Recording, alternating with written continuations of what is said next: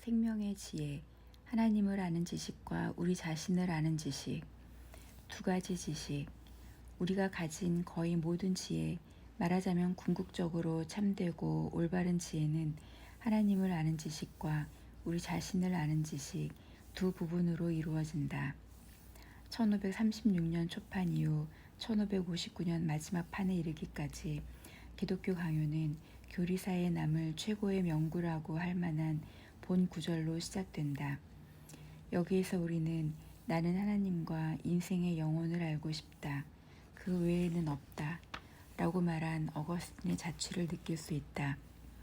지식의 첫째 부분으로서 하나님을 아는 지식에는 창조주 하나님을 아는 지식과 구속주 하나님을 아는 지식이 있다. 창조주 하나님을 아는 지식은 하나님이 부성적인 사랑을 베푸셔서 천지 만물을 지으시고 보존하시고 운행하시는 섭리를 대상으로 한다. 구속주 하나님을 아는 지식은 자신의 형상에 따라 인류를 지으신 하나님이 그 처음 사랑을 버리지 않고 오히려 이전보다 더한 긍휼과 자비로 약속하신 영생을 선물로 주시는 구원의 섭리를 아는 지식이다. 하나님은 자신의 기쁘신 뜻을 따라 무조건 우리를 택하사 사랑하셨다. 에베소서 1장 5절, 9절, 11절. 먼저 우리를 사랑하셨으므로 우리의 모습에 따라 그 사랑이 거두어지지 않는다. 매사에 그러하듯이 하나님은 우리와의 사랑에 있어서도 알파와 오메가가 되신다. 계시록 22장 13절. 지식의 둘째 부분으로서 우리 자신을 아는 지식은 우리가 하나님의 형상을 가지고 있다는 사실에 기반한다. 이는 우리 자신을 타락 전의 원형상, 타락한 형상, 구원으로 회복된 형상으로서 아는 지식으로 이루어진다. 이 세 가지 지식은 함께 역사한다. 왜냐하면 창조시의 형상의 고귀함을 알지 못하고는 타락한 형상의 비참함을 알 수 없기 때문이다. 또한 이러한 비참함을 깨닫지 않고는 구속의 은총으로 회복된 형상의 복됨을 인식할 수 없기 때문이다. 그러므로 우리는 우리 자신에 관한 이 세 가지 지식을 동시에 묵상하도록 힘써야 한다. 원 형상에 관한 지식은 하나님이 자신의 형상에 따라 사람을 지으심으로 그들의 인격적인 순종을 통하여 특별한 영광을 받고자 하셨다는 인류 창조의 경륜을 아는 데서 비롯된다. 타락 전의 인류는 하나님의 형상에 따라 부여된 지혜와 재능을 발휘하여 하나님과의 대화하면서 생육하고 번성함으로 땅에 충만하고 땅을 정복하고 다스리라는 문화 명령 창세기 1장 28절과 순결한 몸을 이루라는 가정 명령 창세기 2장 24절 25절을 충실하게 수행할 수 있었다. 이러한 특권과 더불어 하나님은 아담과 언약을 맺으셔서 단지 선악을 알게 하는 나무 실과를 따먹지 않는다는 소극적인 조건만 성취한다면 하나님의 자녀로서 영생에 이르는 자리에까지 높이 세우고자 하셨다. 창세기 2장 16, 17절. 타락한 형상에 관한 지식은 아담의 타락으로 영원한 저주에 놓이게 된 인류의 비참한 상태를 아는 지식이다. 아담 안에서 모든 사람이 죽게 되었다. 사망이 한 사람으로 말미암았다. 고린도전서 15장 21, 22절. 한 사람의 범죄로 모든 사람이 사망의 형벌에 놓이게 되었다.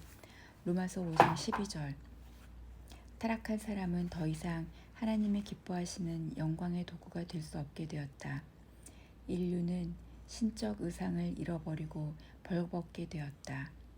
왜냐하면 그들은 전적으로 부패하고 무능한 존재로 전락하여 생각하는 것이나 행하는 것이 모두 허망하고 불순하게 되었기 때문이다.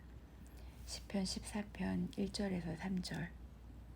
회복된 형상에 관한 지식은 전적으로 타락한 인류가 전적인 은혜의 역사로 영생의 자녀가 되어 누리는 복음을 아는 지식이다. 하나님은 패역한 인류를 위해 독생자 예수 그리스도를 보내사 대속의 의를 다 이루셨다. 그리하여 그 의를 전거하심으로 의롭다 여김을 받는 사람들에게 온전히 자신의 형상을 회복시키고자 하셨다. 로마서 5장 14절에서 21절. 회복된 형상이 원 형상보다 더욱 나음은 그것이 최초의 아담은 누리지 못한 영생을 포함하는 완전한 형상이기 때문이다.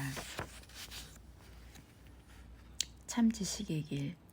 원 형상, 타락한 형상, 회복된 형상으로 우리 자신을 아는 세 가지 지식은 창조, 타락, 구속의 경륜을 이루시는 하나님의 섭리와 각각 부합한다. 우리 자신을 아는 지식은 하나님을 아는 지식, 즉 창조주 하나님과 구속주 하나님을 아는 지식 가운데에서만 주어진다.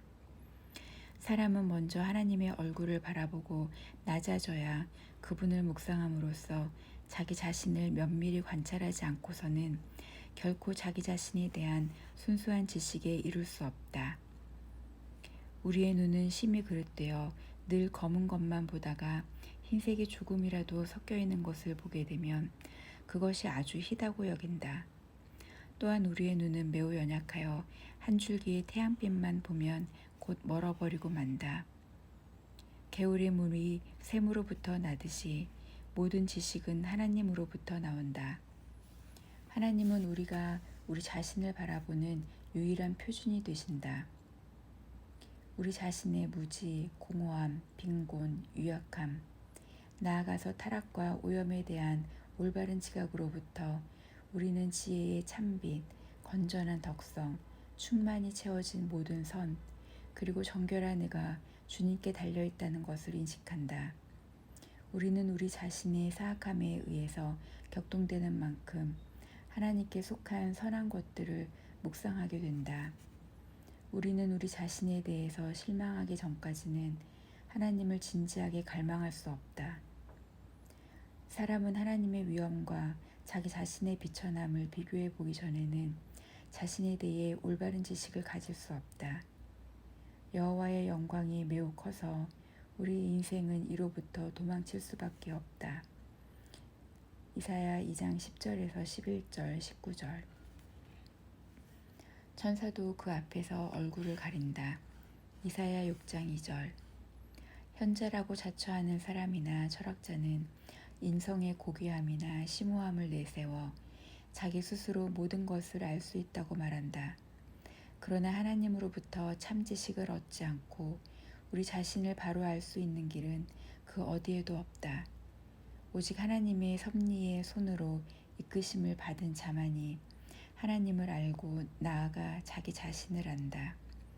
사도 바울이 하나님의 전적인 주권을 선포한 다음 말씀은 그 영역이 우리 지식에도 미친다. 우리가 그를 힘입어 살며 기동하며 존재하느니라. 사도행전 17장 28절.